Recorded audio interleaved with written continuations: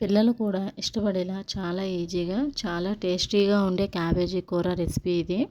సింపుల్గా ఎలా చేయాలో చూపిస్తాను. అయితే ఈ క్యాబేజీలో ఫైబర్ ఎక్కువగా ఉంటుందండి. జీర్ణక్రియకు అలాగే బరువు తగ్గాలని అనుకునే వారికి కూడా ఇది మంచి ఆహారము. విటమిన్ సి ఉండడం వలన రోగ నిరోధక శక్తి కూడా పెరుగుతుంది. అయితే మనం ముందుగా దీనికోసం ఒక ఉల్లిపాయ ఇంకా 3 టమాటాలను తీసుకోండి. నెక్స్ట్ ఈ టమాటాలను ముక్కలుగా కట్ చేసి ప్యూరీ చేసుకొని పెట్టుకోండి. అలాగే క్యాబేజీని కూడా తరిమి పెట్టుకోండి. అయితే ముందుగా మనం కొంచెం శనగపప్పును నానబెట్టుకుంటే ఈ కర్రీకి వేసుకోవడానికి చాలా బాగుంటుంది. నెక్స్ట్ ముందుగా ఒక కడాయి పెట్టి దాంట్లో కొంచెం ఆయిల్ వేయండి. ఆయిల్ వేసిన తర్వాత పోపు దినుసులు వేయండి. పోపు దినుసులు వేసి అవి కొంచెం చిటపటలాడిన తర్వాత ఆనియన్స్ పచ్చిమిర్చి వేసి ఫ్రై చేసుకోండి. అలాగే కర్రీ లీవ్స్ కూడా వేసి ఫ్రై చేయండి.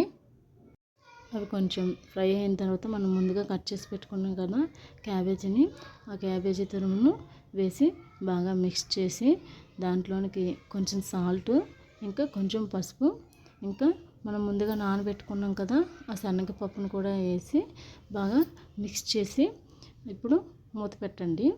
మూత పెట్టిన తర్వాత మనకి కొంచెం కుక్ అవుతుంది కదా, ఈ కుక్ అయిన తర్వాత కొంచెం ఒక హాఫ్ గ్లాస్ లాగా వాటర్ వేసుకోండి.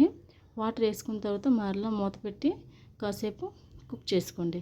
కుక్ చేసుకున్న తర్వాత మనం ముందుగా ప్యూరీ చేసుకున్నాం కదా ఆ టమాటా ప్యూరీని వేసి బాగా మిక్స్ చేయండి. మిక్స్ చేసిన తర్వాత ఒక 5 మినిట్స్ కుక్ చేసుకోండి మూత పెట్టి. అలాగే మనం 5 మినిట్స్ తర్వాత చూస్తే బాగా కుక్ అయిపోయి ఉంటుంది కదా, ఈ టైంలో మీరు కొంచెం కారం కొంచెం ధనియాల పౌడర్ ఇంకా గరం మసాలా వేసి బాగా మిక్స్ చేసుకోండి. మీ దగ్గర మెంతిపొడి కనుక ఉంటే మెంతిపొడిని కూడా యాడ్ చేసుకోండి. చివరిలో చాలా బాగుంటుందండి మెంతిపొడి యాడ్ చేసుకుంటే, మంచిది కూడా హెల్త్కి.